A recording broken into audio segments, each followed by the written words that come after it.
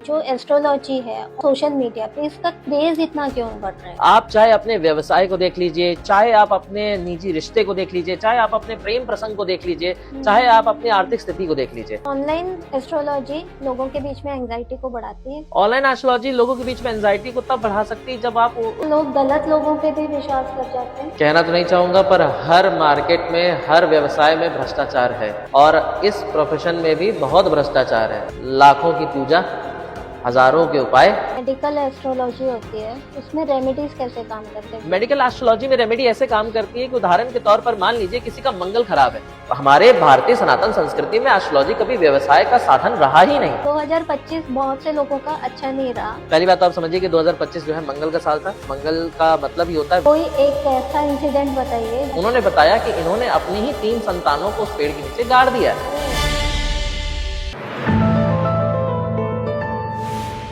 Mostly astrologers ना जो social media पे एक्टिव होने के लिए या उसमें पॉपुलर होने के लिए ना, वो लोग मोस्टली जेनेरिक रेमेडीज बताते हैं।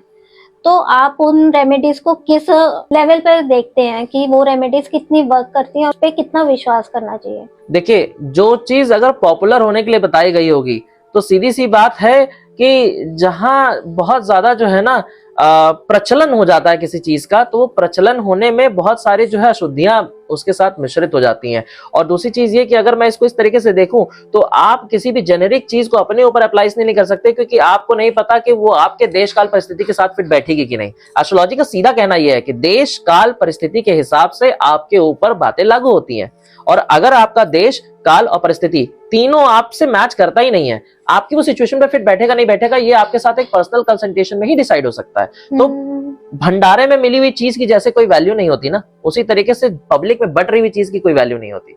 आप अगर उदाहरण के तौर पर अगर भंडारे का खाना है और एक बहुत रेस्टोरेंट का खाना है, सीधी सी बात है, भंडारे का खाना एक बार को आधा छोड़ दोगे पर रेस्टोरेंट का खाना नहीं छोड़ोगे, क्योंकि वहां पे करके आ रहे हो। तो बेसिकली उसी तरीके से फ्री का मिला ज्ञान को इतना तवज्जो नहीं मिलना चाहिए जितना कि आप ये समझिए कि आप कंसल्टेशन के बाद कहीं जा रहे हो, और कंसल्टेशन भी ऐसी ही होनी चाहिए जिसमें मतलब आप अपनी तरफ से लीस्ट इनपुट दो। आजकल तो कितने सारे ऑनलाइन एस्ट्रोलॉजी प्लेटफॉर्म्स आ गए हैं, कितने सारे ऐसे सोर्सेज हैं जहां पे एस्ट्रोलॉजर अपने आप को सोशल मीडिया पे प्रेजेंट करते हैं। वो कभी भी अपने ज्ञान का प्रदर्शन नहीं करते, वो हमेशा आकर्षण का माध्यम बनाने की कोशिश करते हैं। वो ज्ञान का प्रदर्शन करने के लिए कभी लाइव स्ट्रीम आए, कभी अपने प्लेटफॉर्म पे जो फर्स्ट चैट फ्री होती है या फर्स्ट कॉल फ्री होती है, उस पे यूजर को जाना ही इस तरीके से चाहिए कि ये रही मेरी डिटेल, मेरे बारे में बताओ क्या बता सकते हो। चाहे 1 मिनट की चैट हो, चाहे 2 मिनट की चैट हो, चाहे जो भी हो।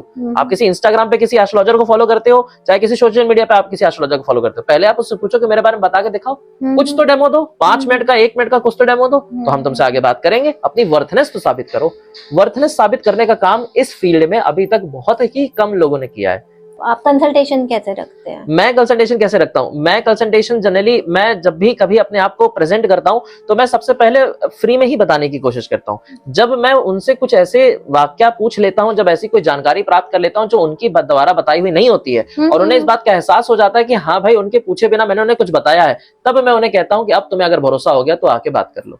और यही मेरा हमेशा से पद्धति रहा है कि पहले मैं सामने वाले के साथ वार्तालाप करके उसे विश्वास दिलाता हूँ, फिर अपने ज्ञान का इस्तेमाल करवाता हूँ। तो वो जरूरी भी है और यही होना चाहिए, क्योंकि मुंह मुहैया मिट्ठू बनने से अच्छा है कि आप उस चीज को साबित करके दिखाएं। तो ये जरूरी है। तो फिर ये जो अलग अलग एस्ट्रोलॉजर्स होते हैं, ये अलग अलग प्रिडिक्शंस कैसे देते हैं?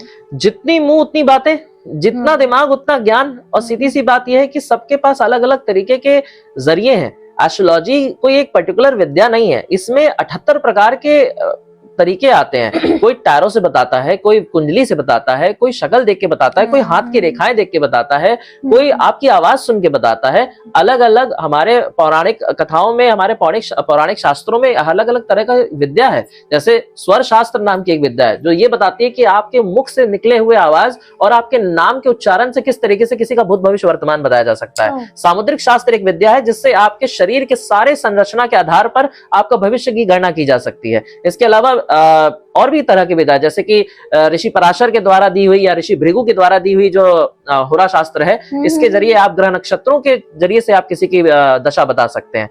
और पामिस्ट्री है, ये भी सामुद्रिक शास्त्र के अंदर आता है, हाथ की रेखाओं से बता सकते हैं। अच्छा। तो यहाँ पे बहुत सारी चीजें हैं। अब एस्ट्रोलॉजी में इतने सारे फॉर्म्स होने की वजह से सबके बताने का तरीका अलग अलग हो सकता है, पर मेरा मानना यह है कि अगर एस्ट्रोलॉजी की विद्या सही है और एस्ट्रोलॉजी की विद्या को परखने वाला या अनुसरण करने वाला बंदा सही है, तो चाहे वो हाथ देख के बता दे, चाहे वो आंख देख के बता दे, चाहे वो आवाज सुन के बता दे, उसको कंटेंट सेम रखना चाहिए। और अगर 5 लोग बैठ रहे हैं एक जगह पे, तो 5 इंसान एक ही इंसान को रीड करें तो उन 5 की बात भी सेम ही आनी चाहिए, डिफरेंस नहीं आना चाहिए, तभी तो चीजें वेरीफाई होंगी ना। तो बेसिकली अगर बहुत लोग आपको अलग अलग बात बोलते हैं, तो यहाँ पे आपको ये बात समझने की जरूरत है कि आपको किसी की बातों में आना नहीं है, आपको उसे वेरीफाई करना है कि जिसने जो बोला है वो एक्चुअली में सच बोला भी है कि नहीं, और किस आधार पे बोला है। जैसे फॉर एग्जांपल कॉमन बातें तो सबके साथ होती हैं, तुम्हारा वजन घटता बढ़ता रहता होगा, तुम कभी कभी उदास हो जाते होगे, कभी कभी खुश हो जाते होगे। ऐसा कौन इंसान दुनिया में पैदा हुआ जो ये नहीं करता है? तो स्पेसिफिकेशन पे जाना बहुत जरूरी है। एस्ट्रोलॉजर स्पेसिफिकेशन को आज के जमाने में छोड़ रहा है। निश्चित चीजें बताना, स्पेसिफिक चीजें बताने के बारे में बात ही नहीं करता है। बहुत जेनरिक चीज है। वो क्या कहता है, सवाल पूछो, हम तुम्हें उपाय देंगे, उपाय दो, लो, काम खत्म, पैसा दो, खत्म। ये नहीं होना चाहिए। बेसिकली आप सवाल पूछने से ज्यादा पहले खुद बताओ, प्रेडिक्शन लेके दिखाओ। प्रेडिक्शन का मतलब क्या? भविष्य की वाणी करना। आप भविष्यवाणी करके दिखाओ कि आपको कितना आता है, आपको कितना समझ में आ रहा है। ये आज के जमाने में बहुत कम है। एंड मैं आपको गारंटी बताता हूँ, 90% ऑफ द एस्ट्रोलॉजर्स इस पद्धति से बहुत ज्यादा पीछे हट रहे हैं, बहुत ज्यादा अलग तरीके से बिहेव कर रहे हैं। उनको ये चीज समझने की जरूरत है कि ज्ञान का शोषण हो रहा है, और इस ज्ञान और इस कला को, इस पद्धति को बहुत ज्यादा संरक्षण देने की जरूरत है। तो सर आप प्रेडिक्शन के लिए कह रहे हो, ठीक है। मोस्टली लोग है ना जाते तो उसी के लिए कि आप अभी तो वर्तमान में मेरे को ये तकलीफ हो रही है, आप मेरे को इसके लिए उपाय बता दो और मेरा फ्यूचर क्या रहेगा। बहुत ही कम लोग होते हैं जो पास्ट को भी मतलब समझना चाहते हैं, किसी एस्ट्रोलॉजर से जानना चाहते हैं, और फिर फ्यूचर के बारे में। मोस्टली 99% लोग जो मेरे को लगता है अपना प्रेजेंट और फ्यूचर ही जानना चाहते हैं। अगर कोई एस्ट्रोलॉजर सिर्फ फ्यूचर ही बताते हैं तो उसमें गलत क्या है फिर? गलत ये है कि ये तो वही बात हो गई कि आपको टाइफाइड है और टाइफाइड की वजह से आया हुआ बुखार है, और आप डॉक्टर के पास गए नहीं, सीधे मेडिकल स्टोर से पैरासीटामोल लेकर आ गए। तो आपने समझाने की प्रॉब्लम की वजह क्या है। ये वही वाली बात हो गई कि आपके साथ आर्थिक स्थिति है और आप उपाय लेकर आ गए कि पैसा कैसे लाना है, पर ये जानने का प्रयास तक नहीं किया कि पैसा आ क्यों नहीं रहा है, ऑब्स्ट्रक्शन है कहाँ। एक बच्चा ये जानने का प्रयास जरूर करता है कि मैं पास कब हो जाऊंगा, पर ये जानने का प्रयास कभी नहीं करता कि कैसे हो जाऊंगा और क्या चीजें हैं जो मुझे पास होने से रोक रही हैं। उसी तरीके से एस्ट्रोलॉजी में भी ये चीज है कि हर एक इंसान को आज के जमाने में जब पूछना होता है ना, पूछने के लिए सबसे पहले उसे ये सोचना चाहिए कि भाई मैं पूछना क्या चाहता हूँ। और ये एस्ट्रोलॉजर की जिम्मेदारी बनती है कि वो अपने आने वाले अनुयायियों को, अपने आने वाले क्लाइंट्स को ये बताए कि तुम्हारे लिए ये सवाल से ज्यादा इंपॉर्टेंट ये होना चाहिए कि इसके पहले वजह तक पहुंचो। क्लाइंट तो परेशान है, और परेशान इंसान के पास इतनी सद्बुद्धि नहीं होती कि वो अपने बारे में और अपनी चीजों के बारे में गौर कर सके। एस्ट्रोलॉजर की जिम्मेदारी है कि भाई वो उस प्रॉब्लम को दिखाए सामने वाले को। ये करता ही नहीं कोई। सामने वाले ने प्रॉब्लम बताया, सोल्यूशन देने का काम कर दिया, ज्ञान कहाँ गया बीच में? ज्ञान तो है ही नहीं ना। ये तो फिर लेन देन वाली चीज हो गई। यहाँ पे एस्ट्रोलॉजर की जिम्मेदारी है कि इस धरोहर को किस तरीके से आगे बढ़ाना है, इस ज्ञान के लिए सम्मान कैसे दूसरों के मन में जागृत करना है। अन्यथा वो उपाय काम नहीं करेगा तो एस्ट्रोलॉजर को ही गाली मिलेगी, पता नहीं कैसा एस्ट्रोलॉजर था, पता नहीं क्या बता के चला गया, मेरा तो काम नहीं बना। तो ये जरूरी है कि ज्ञान का सही तरीके से प्रचार प्रसार होना चाहिए, जो नहीं होता। और सर फिर जो सोशल मीडिया पे कंटेंट आता है तो उसमें यूजर कैसे समझेगा कि उसमें से जेन्युइन कौन सा है या गलत क्या है उसमें? मैं कहता हूँ समझना ही क्यों है।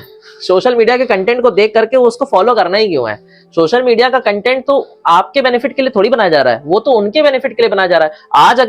आज अगर मैं रील डाल रहा हूँ कि भाई अमावस्या पे ये कर लो, शिवरात्रि पे ये कर लो, इससे उनका बेनिफिट होगा नहीं होगा इसकी गारंटी लेकर के तो मैं नहीं सामने आया। कोई भी एस्ट्रोलॉजर, कोई भी इंसान जो आज के जमाने में एस्ट्रोलॉजी से रिलेटेड रील बना रहा है, कोई एक कह दे कि मैं आपके प्रॉब्लम को सॉल्व करने की गारंटी लेता हूँ और इसलिए मैं आपको ये उपाय बता रहा हूँ, कोई नहीं करेगा।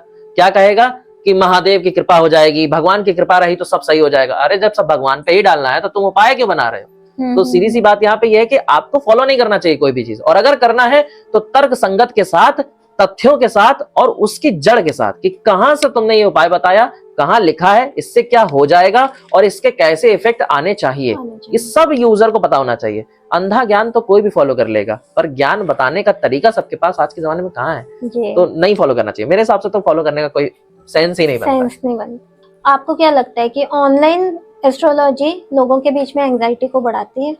ऑनलाइन एस्ट्रोलॉजी लोगों के बीच में एंजाइटी को तब बढ़ा सकती है जब वो उनको प्रोत्साहन से ज्यादा इस चीज पे फोकस कराने की कोशिश करे कि तुमको, मतलब बेसिकली कैसे समझाएं आपको, मतलब कि आप समझिए कि ऑनलाइन एस्ट्रोलॉजी किसी को प्रोत्साहन से ज्यादा भय तब उत्पन्न करा सकती है जब एस्ट्रोलॉजर के अंदर ये मंशा हो कि उसे इस चीज का समाधान से ज्यादा उस चीज से फायदा उठाना है। अच्छा। तब ये चीज होने की संभावना ज्यादा है। अन्यथा एस्ट्रोलॉजी बनी ही समाधान के लिए, और समाधान कभी किसी को टेंशन में नहीं डाल सकता, कभी किसी को इतनी गहराई में नहीं डाल सकता कि सामने वाला उस चीज से हताश हो जाए।